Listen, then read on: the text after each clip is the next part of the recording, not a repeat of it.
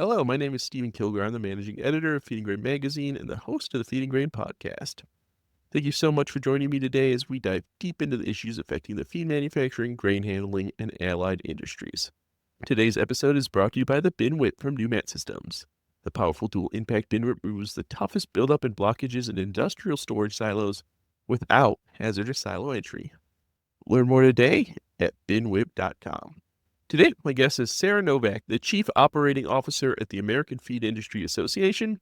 Sarah was nice enough to sit down with me at IPPE this year and talk about what AFIA has planned for both digital and in-person education programs and what other trade shows and networking events the association will be hosting in 2025.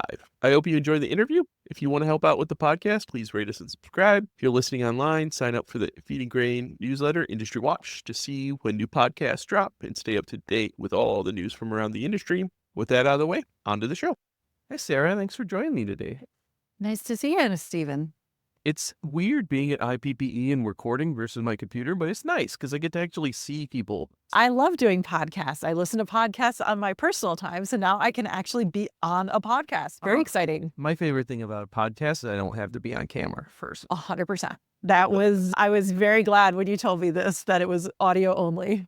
The people who are listening to this, they're not going to be able to come to IPPE at this point. If you didn't make it, very sorry, but it is what it is. But AFIA has invested so much in just doing these shows and programs for people throughout the entire year. Can you tell me a little more what you guys have going on? We have a really exciting 2025. We're at a really interesting point in the animal feed industry. We have a lot of folks that are retiring, and we're trying to entice others to get into the industry. So a little bit of our focus is on some of our new training programs. We've had 2 online programs. We've had one online program for many years with K-State, the Fundamentals of Feed Manufacturing. I've taken that program. I highly recommend it to people who are interested.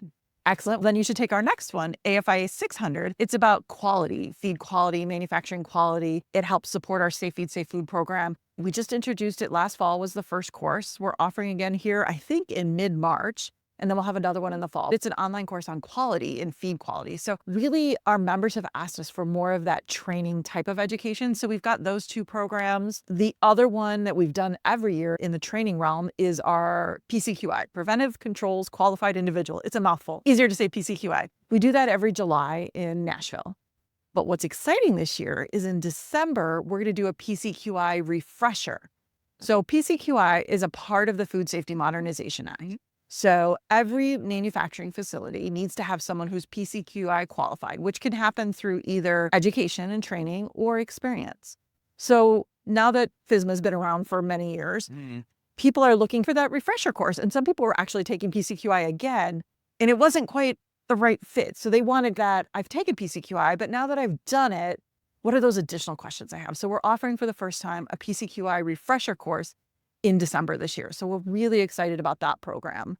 And that's an in-person course? It is an in-person course. It is in person, just like the one in July is in person, and the one in December will be in person. Both will be in the Nashville area. So we try and put it somewhere in the Midwest-ish. I'm a Wisconsin girl, so Nashville, I will stay as Midwest. I don't know if I'm offending them or not. I don't mean to, but we're trying to find it somewhere in the heartland and where it's easy for people to drive in and out of. That's good. It seems like you guys are investing a lot in both digital learning opportunities, but then also keeping with the in-person, which I think is good. Yes. Because obviously everyone can't make it to an in-person event every time, but we still have a lot of new people coming into the industry. We do. A big training glut in some places. It needs to be filled. So that's really good that you're... And people learn different ways. Some people, if they're face-to-face, that's great. Some people like to rewind things and re-listen to things to learn it. So just giving those opportunities of different ways to learn is always a good one. I think so. And how long do those courses last, especially the online ones? What's the kind of commitment to that? Yes, I think the KSU one is a little bit more formal. Each week you get a set of recordings to listen to and question and answer. I think it goes over the course of 6-7 weeks or something like that. Pretty easy to commit to. The AFIA 600 one, we release all the videos on day 1, and you have a period of about 6 weeks to watch them. So if you want to watch them all in 3 days, you can. If you want to watch one every other day or however works best for your schedule. If you want to watch them on the weekends, you can do that. But the AFIA 600, we release them all at the same time. So it gives a little more flexibility to the attendees. And you partner with K-State for those, right? For the AFIA 500 is with K-State. The AFIA 600, we actually worked with Iowa State to create the content, but we manage it all in-house. That makes sense. Iowa State has a great feed program. They do. They've got a new feed mill out these days at Iowa State. Have you had a chance to visit it? I haven't. Elise gets to visit all the facilities these days. I've heard great things about it. Yeah, it's supposed to be a very cool facility. Yes. You have other trade shows coming up. We do. Our big trade show is IPPE. And then we have a couple programs. I like to call them networking/education because the networking is such an important component. So the big one is our Purchasing and Ingredient Suppliers Conference. That's in March, and we're going to be in Orlando. Registration is open. We get about 600 people at that event. We have a great education program. We have some market outlook type conversations. We have a speaker on AI this year, but everyone shows up for the receptions. So it has a huge networking component. There's a lot of business that truly gets done there. We have 2 events in the fall that are worth mentioning. Our Liquid Feed Symposium. Second to none. If you are in the liquid feed industry, if you're working in the cow-calf, if you're working in that segment, there is nothing like this. So they have market outlooks, weather outlooks. They bring in researchers on the latest research, and they will get about 150, 175 people. Great program for those in the liquid feed industry.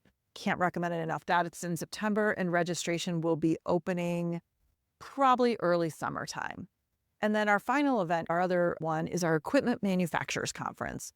We fondly call our EMC event. That is where kind of all the equipment, when you're going to build a feed mill, you have a builder and you have a bin guy and you have someone who's building your pallet mill and your buckets and your elevators. There's so many vendors and partners you're working with.